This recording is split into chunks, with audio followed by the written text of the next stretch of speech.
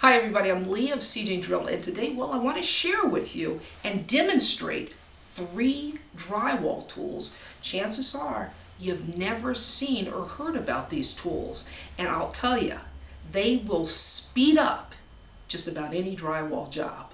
Let's get started. Okay, so what we have here is we have a drywall countersinking bit. Now you're going to need an extension for it. Now these extensions are magnetic, so what you do is you take the bit, insert it. It's not going to go anywhere because it is magnetic, and then you take the extension and you just insert it in your drill. And you're good to go. Now I want to first show you the problems that can occur when you're just using a regular Phillips bit.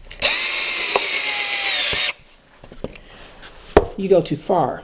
Now why is that a problem? Doesn't seem like it would really be a big problem. Well, it's a big deal because it's the paper and the screw that hold the drywall in place. And once you break that paper, you got nothing holding the drywall up. And drywall is very heavy. Now the next thing that can occur is you don't go far enough.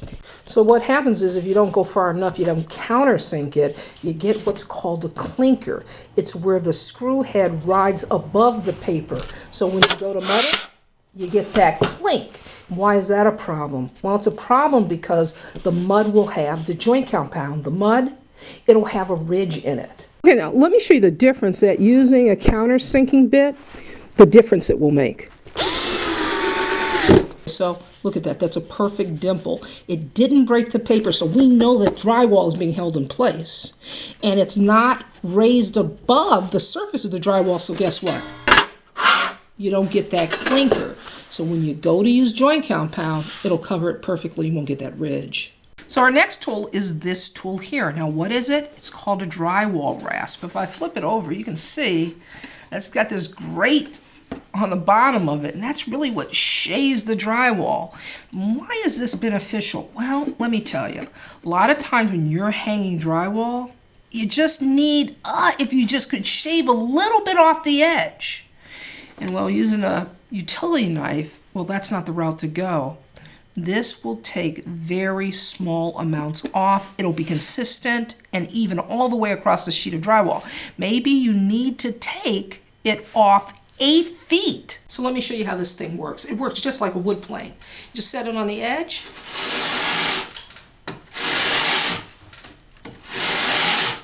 And you take off what you need.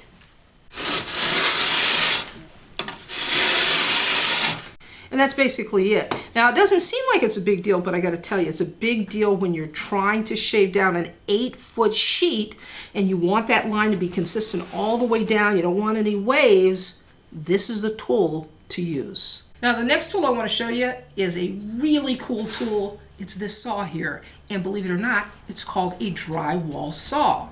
Now what's next to it is a more commonly known saw. It's called the keyhole saw.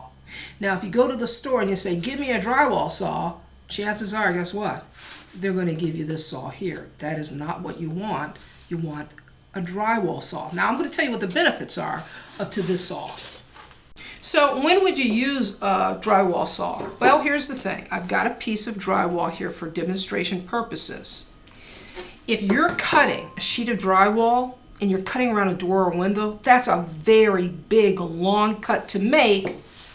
With a keyhole saw, you'll be going forever. Keyhole saw is really for small cuts, like around light fixtures or around receptacles. This is really for big jobs. And when you're cutting around a door, or you're cutting around a window, or any obstacle that's long and large, you want a fast and you want a straight cut, and that's what this tool will do.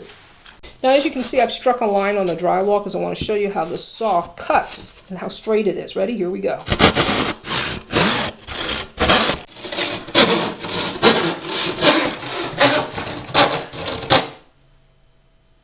As you can see, that was super fast. Now, maybe you're noticing a little bit of a ruffled paper on the back side. Don't worry about that because it's the back side of the board.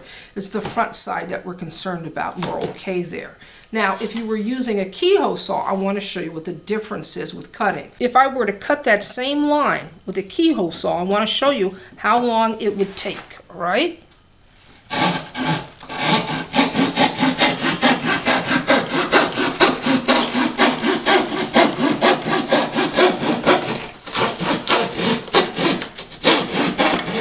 you get the idea, right? It's not a quick process. And if you notice, it's a much more jagged line on the top of the paper. On the bottom we don't care about, remember? It's that top paper because we got to mud over that. Here's the thing, if you've got a big drywall job coming up and you know that you're going to need to make big cuts around doors and windows, this is a saw you want. And I'll tell you something else, this is a perfect saw for large repair jobs as well. You know, it's got a tip that makes it very easy to cut into existing drywall that's hung. This saw here is built for speed, and the best part is it's inexpensive as well. So that's it. Hopefully I've shown you a few drywall tools that are going to help you with that big drywall job that you've got coming up. This is Leah saying you can do this. See you next time.